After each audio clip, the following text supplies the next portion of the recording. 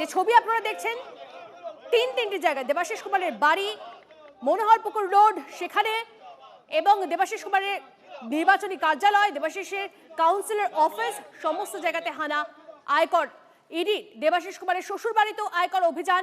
সকাল থেকে আয়কর অফিসাররা তৃণমূল প্রার্থীর বাড়িতে। রাসবিহারীর তৃণমূল প্রার্থী দেবাশিস কুমার।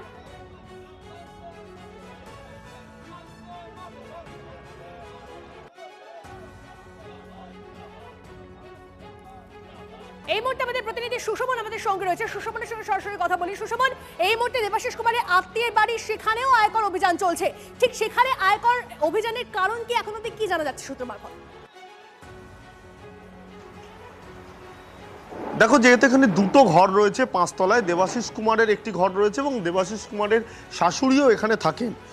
একেবারে সকালবেলায় ইনকাম ট্যাক্স ডিপার্টমেন্টের অফিসিয়ালস যারা রয়েছেন তারা কিন্তু চলে আসেন কেন্দ্রীয় বাহিনীর নিরাপত্তায়।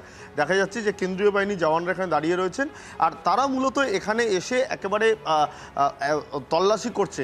তাই দেবাশিস কুমারের যে নির্বাচনী কার্যালয়, দেবাশিস কুমারের বাড়ি ছাড়াও একেবারে তার যে শ্বশুর বাড়ি, সেখানে তার যে দুটো ঘর রয়েছে, সেখানেও কিন্তু তল্লাশি অভিযান জারি রয়েছে। সকাল থেকে যা তল্লাশি অভিযান চলছে তা এখনও পর্যন্ত জারি রয়েছে।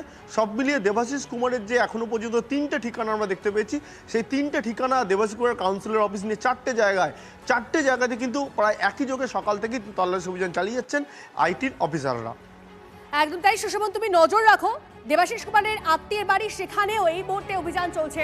দেবাশিস কুমারের নির্বাচনী কার্যালয় আয়কর হানা, বালিগঞ্জে দেবাশিসের কাউন্সিলর অফিসেও তল্লাশি।